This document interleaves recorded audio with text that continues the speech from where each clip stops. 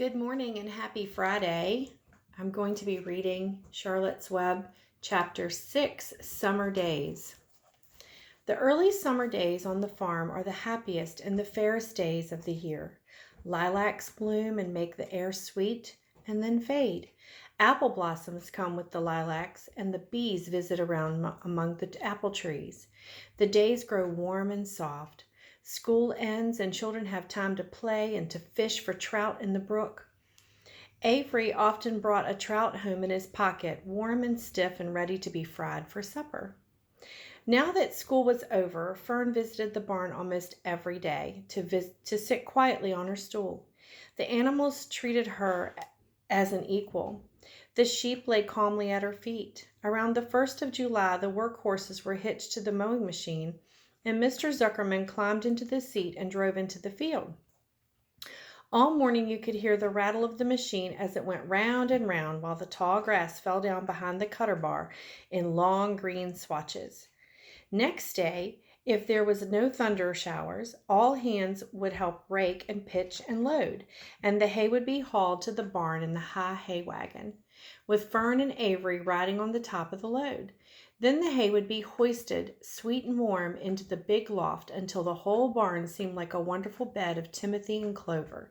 Timothy is a type of hay.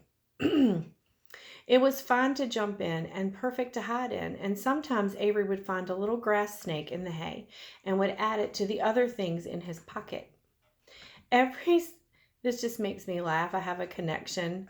When I very first started teaching, I was also working at a summer camp for boys, and we had one boy there, Nicholas, and every single day that boy would find something, a snake, a frog, bees, whatever it was, and he would hide it in his lunchbox to take home.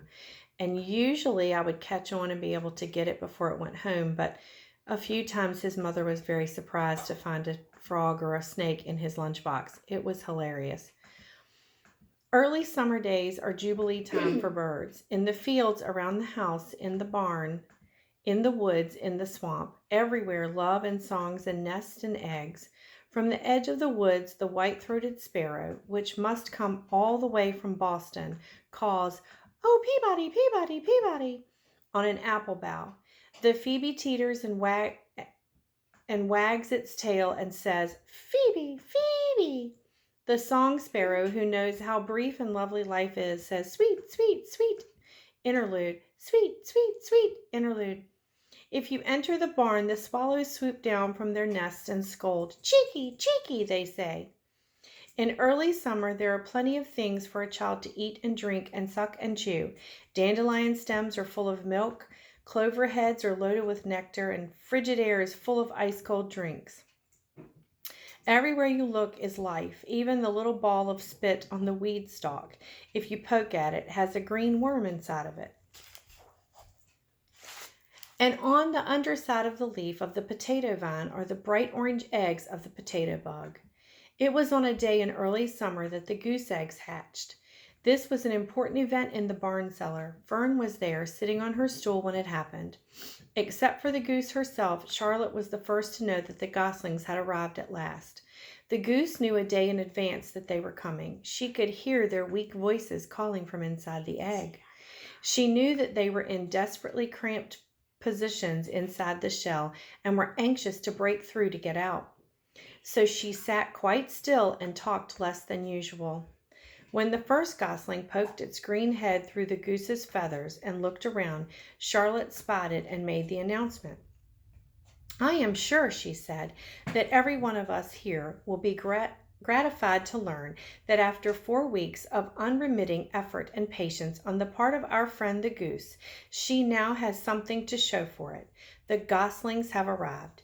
May I offer my sincere congratulations?"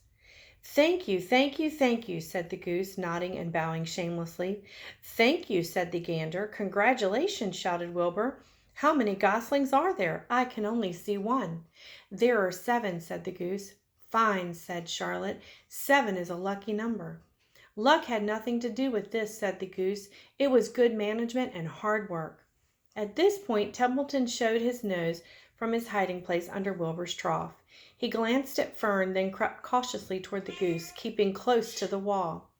Everyone watched him, for he was not well liked, not trusted. Sneaky rat. "Look," he began in his sharp voice, "you say you have 7 goslings. There were 8 eggs. What happened to the other egg? Why didn't it hatch?" "It's a dud, I guess," said the goose.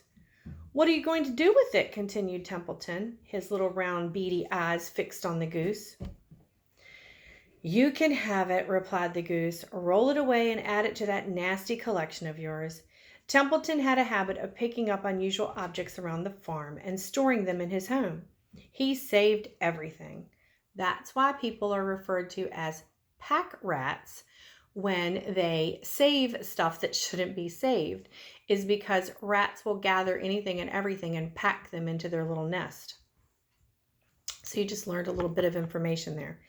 Certainly, said the gander. "You may have the egg, but I'll tell you one thing, Templeton. If I ever catch you pokey-okey-oking your ugly nose around our goslings, I'll give you the worst pounding a rat ever took."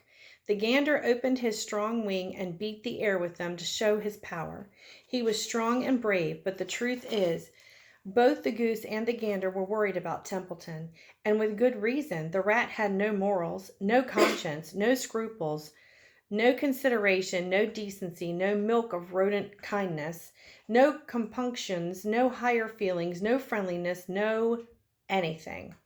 He would kill a gosling and he could get away with it. The goose knew that. Everybody knew that.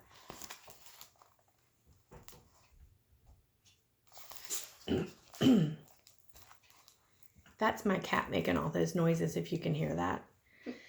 With her brood bill, and the goose pushed the unhatched egg out of the nest, and the entire company watched in disgust while the rat rolled it away.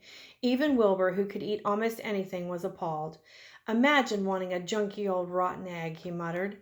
"A rat is a rat," said Charlotte. She laughed a tinkling little laugh. "But, my friends, if that ancient egg ever breaks, this barn will be untenable because of the smell." "What's that mean?" asked Wilbur. "It means nobody will be able to live here on account of the smell. A rotten egg is a regular stink bomb." "I won't break it," snarled Templeton. "I know what I'm doing. I handle stuff like this all the time." He disappeared into his tunnel, pushing the goose egg in front of him. He pushed and nudged till he succeeded in rolling it into his lair under the trough. That afternoon, when the wind had died down and the barnyard was quiet and warm, the gray goose led her 7 goslings off the nest and out into the world. Mr. Zuckerman spied them when he came with Wilbur's supper. "Well, hello there," he said, smiling all over. "Let's see. 1, 2, 3, 4, 5, 6, 7. 7 baby geese. Now, isn't that lovely?" So guys, look forward to the next few chapters next week. Have a great day.